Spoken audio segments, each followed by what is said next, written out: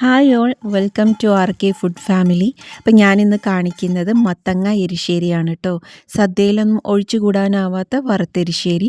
അപ്പം നമുക്കൊന്ന് കണ്ടു നോക്കാം. ഞാൻ ഈ കുക്കറിൽ തന്നെ കേട്ടോ എല്ലാം ചെയ്തെടുക്കുന്നത്. അതിന് വേണ്ടിയിട്ട് ഞാൻ ഒരു കപ്പ് വൻപയർ എടുത്തിട്ടുണ്ട്. ഞാനിതൊരു 3 മണിക്കൂർ കുതിർത്ത് കഴുകി ഊറ്റി വെച്ചിട്ടുള്ള പയറാണ്. ഇതിലേക്ക് നമുക്കിനി 1 ടീസ്പൂൺ മുളക് പൊടി ചേർത്ത് കൊടുക്കാം. അതേപോലെ തന്നെ 1/2 ടീസ്പൂൺ മഞ്ഞൾപ്പൊടിയും കൂടെ ചേർത്ത് കൊടുക്കാം. ഇനി ഇതിലേക്ക് ആവശ്യത്തിനുള്ള ഉപ്പൂടെ ചേർത്ത് കൊടുക്കാം കേട്ടോ. ഇനി ഇതിലേക്ക് കുറച്ച് വെള്ളം കൂടെ ചേർത്ത് കൊടുക്കാം. ഞാൻ 1 ഗ്ലാസ് വെള്ളമാണ് ചേർത്ത് കൊടുക്കുന്നത്. ഒരുപാടൊന്നും ചേർത്ത് കൊടുക്കണ്ട. ഒറ്റ ഗ്ലാസ് വെള്ളം മാത്രം ഒഴിച്ചു കൊടുത്താൽ മതി. ഇനി ഇതെല്ലാം കൂടെ നന്നായിട്ടൊന്ന് മിക്സ് ചെയ്തിട്ട് നമുക്ക് അടച്ചു വെച്ചിട്ട് കുക്കാക്കിയെടുക്കാം. അതായത് മീഡിയം ഫ്ലെയിമിൽ 4 വിസിൽ, അതായത് പയറിൻ്റെ വേവ് അനുസരിച്ച് ആ ഒരു രീതിയിൽ വേവിച്ചെടുക്കുക. വെന്ത് കുഴയാത്ത രീതിയിൽ വേവിച്ചെടുക്കാം കേട്ടോ. ആ സമയം കൊണ്ട് നമുക്കിതിനേക്കുള്ള അരപ്പ് റെഡിയാക്കി എടുക്കാം. അതിന് വേണ്ടിയിട്ട് ഞാൻ 1 കപ്പ് തേങ്ങ എടുത്തിട്ടുണ്ട്. ഇതിലേക്ക് ഞാൻ 2 വെളുത്തുള്ളി എടുത്തിട്ടുണ്ട്. വെളുത്തുള്ളീൻ്റെ ടേസ്റ്റ് ഇഷ്ടമല്ലെങ്കിൽ ഇത് ഒഴിവാക്കാം കേട്ടോ. ഇതിലേക്ക് ഞാൻ 1/2 ടീസ്പൂൺ ചെറിയ ജീരകം കൂടെ എടുക്കുന്നുണ്ട്, അതായത് ക്യൂമിൻ സീഡ്സ്. ഇനി ഇതെല്ലാം കൂടെ നമുക്ക് നന്നായിട്ടൊന്ന് അരച്ചെടുക്കാം. അരച്ചെടുക്കുക എന്ന് പറയുമ്പോൾ തോരണ്ട പരുവല്ല, അതിനെക്കാട്ടിൽ ഇച്ചിരി കൂടെ അരയണം. അതായത് അവിയലിനൊക്കെ എടുക്കുന്ന ആ ഒരു പരുവത്തിൽ അരച്ചെടുക്കാം. ഇപ്പോൾ ഇതാ പയറൊക്കെ അത്യാവശ്യം നല്ലപോലെ വെന്തിട്ടുണ്ട്. നമുക്കൊന്ന് ചെക്ക് ചെയ്ത് നോക്കാം. ഇപ്പോൾ അത് നന്നായിട്ട് വെന്തിട്ടുണ്ട്. വെന്ത് കുഴയാത്ത രീതിയിൽ വേണം വേവിച്ചെടുക്കാനായിട്ട്. നമുക്കിതിലേക്ക് ഇനി ചേർക്കേണ്ടത് മത്തങ്ങാണ്. ഞാൻ 1 കപ്പ് മത്തങ്ങാണ് ചേർത്ത് കൊടുത്തിട്ടുള്ളത്. നിങ്ങൾക്ക് കൂടുതൽ വേണമെങ്കിലും ചേർത്ത് കൊടുക്കാം. ഇനി ഇതെല്ലാം കൂടെ മിക്സ് ചെയ്യാം. ഇതിലിനി വേറെ വെള്ളമൊന്നും ഒഴിച്ചു കൊടുക്കേണ്ട ആവശ്യമില്ല. ഈ വെള്ളത്തിൽ തന്നെ കിടന്ന് മത്തങ്ങ വെന്തോളും.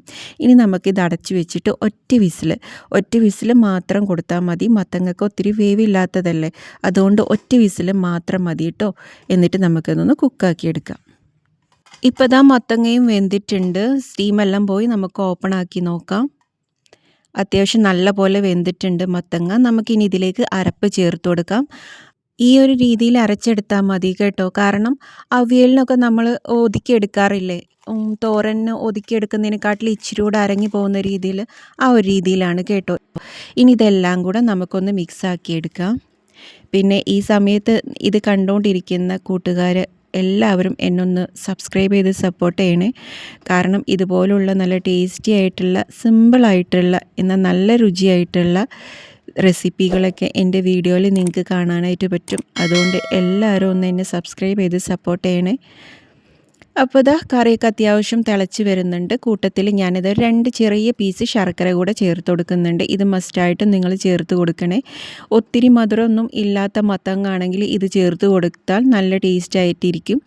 ഇനിയിപ്പോൾ മത്തങ്ങക്ക് മധുരം ഉണ്ടെങ്കിലും ഇല്ലെങ്കിലും ഇങ്ങനെ ശർക്കര ചേർത്ത് കൊടുത്തിട്ടുണ്ടെങ്കിൽ ഈ വറുത്തെരിശ്ശേരിക്ക് ഭയങ്കര ടേസ്റ്റാണ് കേട്ടോ.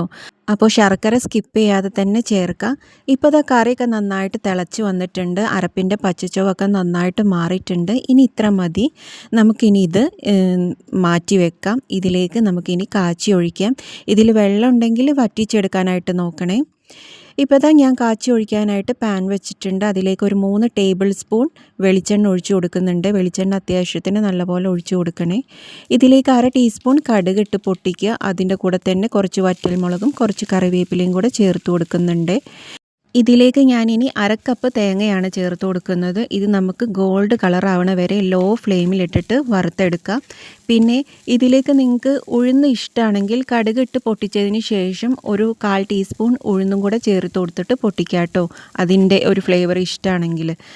ഇനി നമുക്ക് തേങ്ങ ഗോൾഡ് കളർ ആവണ വരെ തന്നെ ഇത് നന്നായിട്ടൊന്ന് വറുത്തെടുക്കാം. ഇപ്പോൾ ഇതാ തേങ്ങയൊക്കെ അത്യാവശ്യം നല്ലതായിട്ട് ഗോൾഡ് കളറായിട്ടുണ്ട്. നമുക്ക് ഇനി ഇത് കറിയിലേക്ക് ചേർത്ത് കൊടുക്കാം.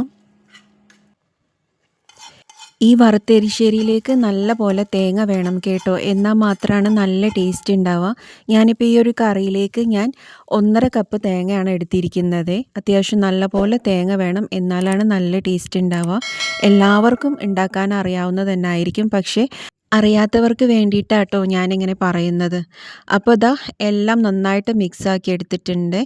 ഇതിൽ വെള്ളം ഉണ്ടെങ്കിൽ നന്നായിട്ടൊന്ന് വറ്റിച്ചെടുക്കാനായിട്ട് നോക്കണേ. കാരണം ഇതൊരു തൊട്ടുകൂട്ട് കറിയല്ലേ, ഒത്തിരി ഗ്രേവി ടൈപ്പ് അല്ലല്ലോ. അപ്പം അതുകൊണ്ട് വെള്ളം ഉണ്ടെങ്കിൽ വറ്റിച്ചെടുക്കാനായിട്ട് നോക്കണേ.